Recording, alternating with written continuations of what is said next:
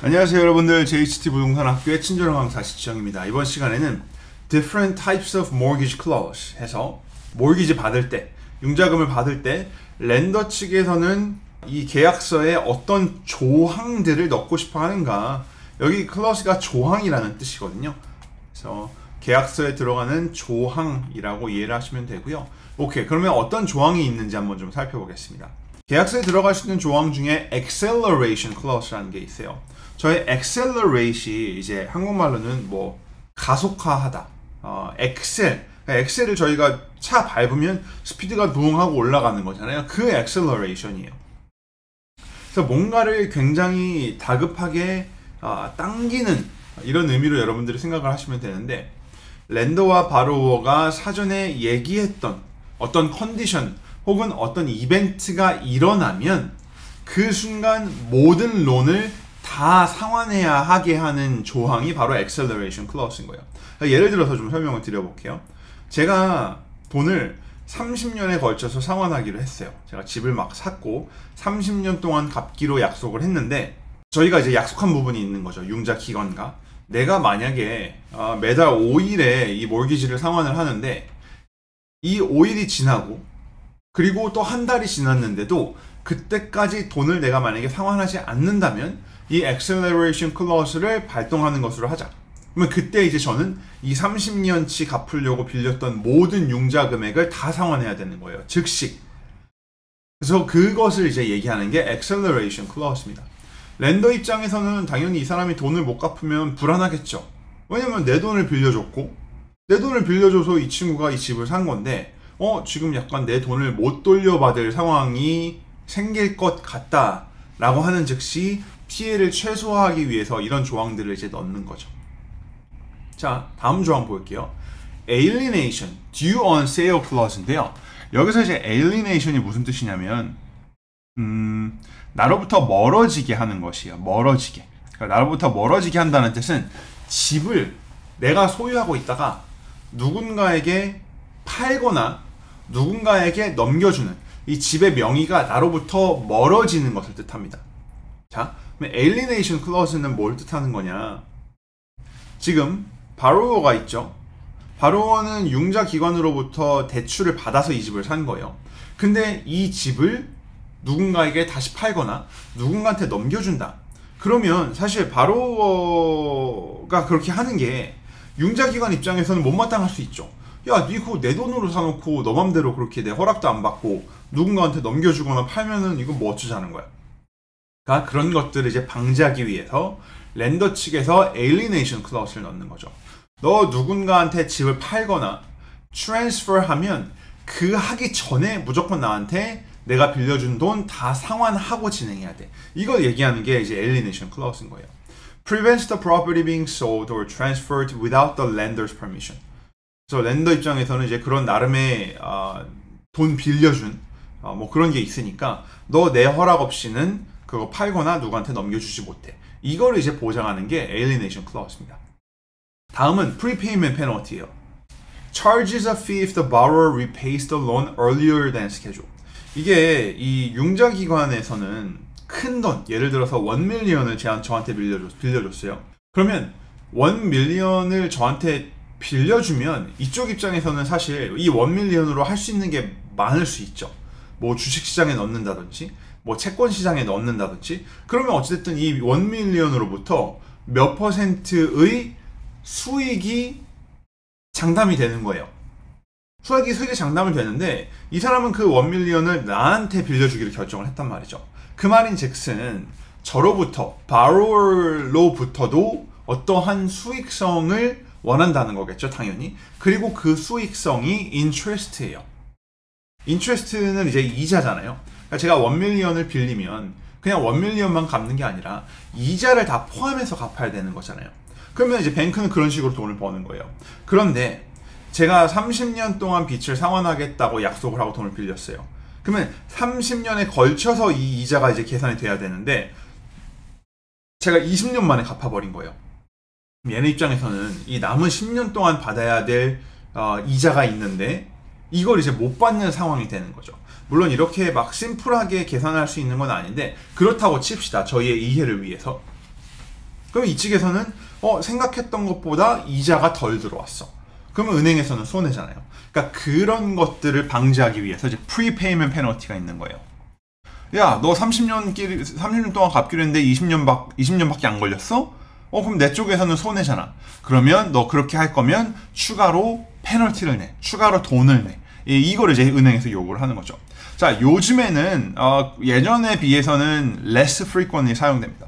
예전처럼 많이 사용되지는 않지만 그래도 이렇게 사용되는 경우들이 있고, 사용되는 이유는 은행에서 발생하는 그 피해 금액을 최소화하기 위해서 이런 프리페이먼트 페널티를 넣는 겁니다. 자, defeasance clause인데요. Requires the lender to release its lien on the property once the borrower fully repays the loan.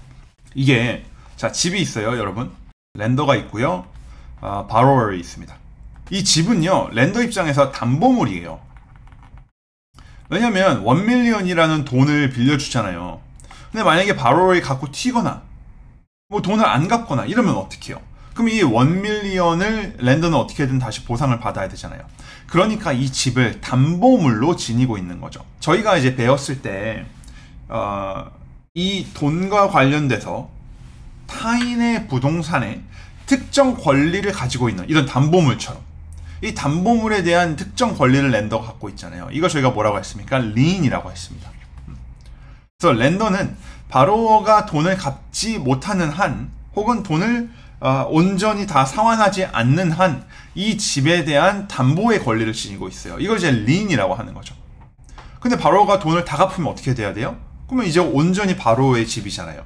그러니까 렌더 입장에서는 리인을 릴리즈 해줘야 되는 거죠. 나 이거 담보로 잡고 있었는데 이제 그만할게. 너 돈 다 갚았으니까. 이거 온전히 너 거야. 그래서 이제 defeasance clause라는 건 바로워를 위한 거죠. 너 내가 돈 다 갚으면 make sure you release this lien. 요 약속을 하는 게 이제 defeasance 조항입니다. 자, 다음은 2개 남았는데요. subordination clause예요. subordination clause는 자, 요것도 좀 설명을 드릴게요.